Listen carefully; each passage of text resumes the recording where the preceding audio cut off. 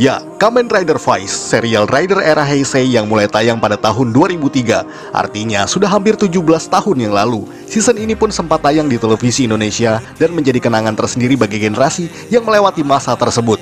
Akan tetapi, meskipun sudah tamat belasan tahun silam, serial ini nampak masih segar untuk ditonton lagi, ataupun mulai ditonton bagi mereka yang belum pernah menyaksikannya dari dulu. Walaupun sudah tidak disiarkan di televisi, namun bagi para pengguna internet saat ini, mungkin akan sedikit dimudahkan untuk mencari serial tersebut di situs fansub manapun, atau membeli DVD-nya secara online. Namun apakah yang menyebabkan Vice masih layak ditonton sampai sekarang? Semua terangkum dalam 5 alasan mengapa Kamen Rider Vice masih digemari penonton versi Tokuvex Indonesia.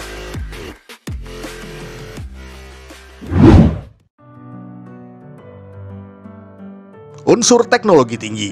Kita semua tahu kalau dalam serial ini, semua gadget atau peralatan henshin yang ada dirancang dengan sangat up-to-date pada zamannya. Didesain berdasarkan model handphone flip yang sangat ngetren pada awal 2000-an silam. Tidak ketinggalan gadget-gadget lain seperti pointer, kamera digital, camcorder, dan masih banyak yang lainnya. Perangkat-perangkat barusan juga memiliki build quality yang nggak malu-maluin dan nggak kelihatan seperti mainan, membuat gadget tersebut sangat terlihat keren meskipun sudah termakan perkembangan zaman. Dan bicara soal teknologi, Kamen Rider Vice memang menonjolkan sisi kecanggihan tersebut dalam serialnya. Bahkan, tidak hanya bisa dilihat dari penggunaan device-nya saja, karena seluruh monster di dalam serial ini yang disebut Orphanok adalah bentuk evolusi manusia tingkat lanjut. Maka dari itu, kaum Orphanok barusan membangun sebuah misi rahasia dengan belt sebagai senjatanya. Artinya, segalanya dipersepsikan dengan sangat ilmiah, walaupun hanya sebuah cerita fiksi semata. Dan perlu diketahui bahwa istilah driver sebagai belt ya pertama kali digunakan dalam serial ini, yang kemudian menjadi tren untuk berbagai season setelahnya, bahkan hingga sekarang.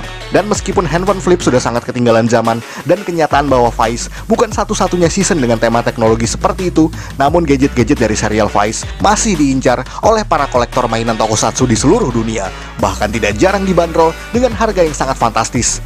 Dan jika serialnya tidak sepopuler itu, mungkin mainannya juga tidak akan selaris itu kan?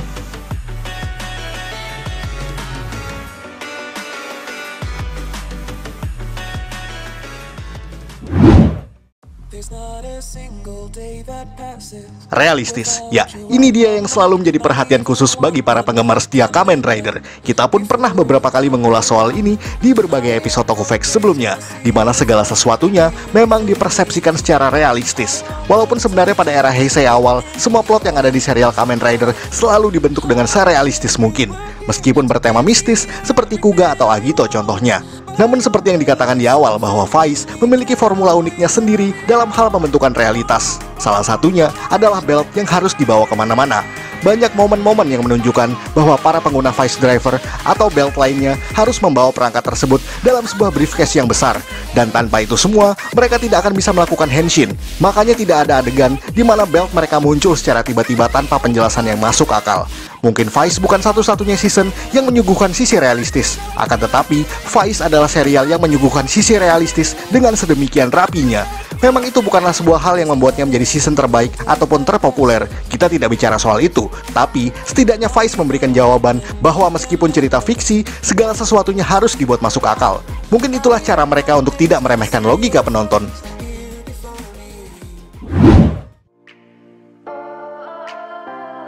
Plot cerita yang padat dan penokohan yang unik. Kalau ini masih ada hubungannya dengan segmen barusan, di mana selain realistis, plot ceritanya juga sangat menarik untuk disimak. Meskipun formula yang marak digunakan dalam serial Kamen Rider pada saat itu adalah 80% cerita dan 20% action, namun masih layak untuk ditonton kok.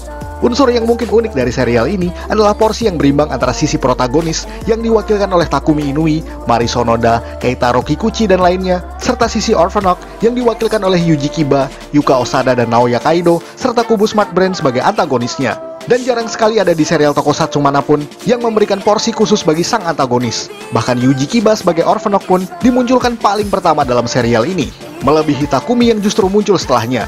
Mungkin itu aneh bagi penonton baru, tapi justru disitulah kekuatan dari serial ini, yakni mempersepsikan tokoh monster dengan semanusiawi mungkin. Bahkan tidak jarang ada penonton yang sangat menyukai Kiba dan kawan-kawannya. Belum lagi, semua penokohan dalam serial ini saling berkesinambungan. Artinya, semuanya saling berhubungan satu sama lain dan terungkap seiring berjalannya episode. Bahkan, termasuk karakter minor pun juga masih memberikan kontribusi yang cukup berarti. Dengan kata lain, sangat sulit menemukan tokoh yang tidak penting dalam serial ini. Jadi, meskipun adegan actionnya cuma di ujung-ujung, tetapi itu tidak mengurangi keseruan yang ada di dalamnya.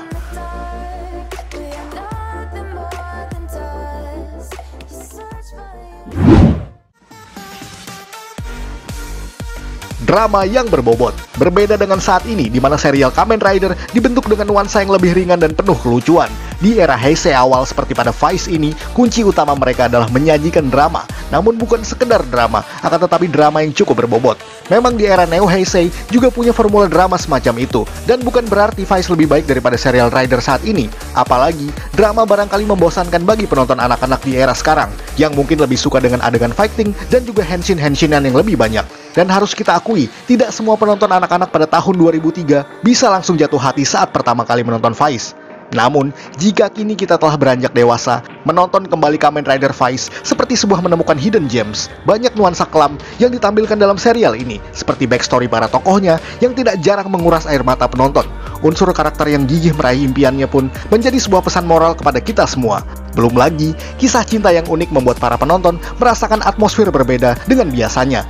Memang, kita semua juga tahu kalau di serial Kamen Rider lain juga menyuguhkan drama dan kisah cinta. Tapi Vice memang salah satu serial yang memberikan drama dengan plot dewasa, tidak lebay, dan masih relevan untuk ditonton hingga kini. Dan meskipun drama, bukan berarti serial ini tidak menyisipkan komedi sama sekali. Terbukti, karakter seperti Keitaro Kikuchi dan juga Naoya Kaido adalah comic relief dalam serial ini. Apalagi, mereka adalah tokoh yang memberikan progres tersendiri. Tidak seperti kebanyakan season rider lain di era saat ini, yang menampilkan karakter lucu, namun sangat minim kontribusi, selain sekedar sebagai fanservice. Karena Vice tidak ingin memberikan fanservice berlebih di luar daripada plotnya.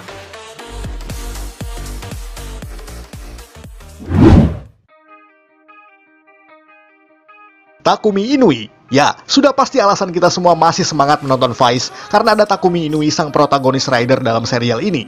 Memang nama Takumi tidak setenar Takeshi Hongo, Kotaro Minami, ataupun Yusuke Godai. Namun, bukan berarti karakter yang dimainkan oleh Kento Handa ini tidak punya keunggulan. Jika biasanya tokoh rider utama adalah pria dewasa yang baik hati, ramah, karismatik, dan peduli terhadap sekitarnya, Takumi justru dipersepsikan sebaliknya. Ia digambarkan sebagai pria cuek, penyendiri, pesimistis, sarkastis, dan juga sinikal. Bahkan pada mulanya, ia tidak punya alasan apapun untuk bertarung sama sekali, dan cenderung dianggap sebagai anti-hero. Namun pengembangan karakternya juga semakin unik seiring berjalannya episode. Akan tetapi, masih konsisten dengan karakteristik awalnya tersebut. Setidaknya itulah yang membedakan dirinya dengan senior-seniornya tadi. Karena mungkin penonton ingin sesuatu yang baru, di mana tokoh utama tidak mesti selalu bersikap baik dan juga ramah. Ya, mungkin kurang menarik bagi penonton yang belum dewasa. Akan tetapi percayalah, karakter seperti ini yang justru diharapkan bagi yang bosan dengan tokoh yang terlalu heroik. Dan seperti pada pembahasan awal, bahwa semuanya memang dipersepsikan dengan serealistis mungkin. Dan Takumi adalah figur yang menggambarkan hal tersebut. Belum lagi, ia juga memiliki gaya yang khas, yakni mengibaskan pergelangan tangannya sesaat setelah berubah. Hal sederhana semacam itu justru menjadi tren bagi season-season setelahnya untuk menyuguhkan gaya tersendiri bagi rider-rider utama.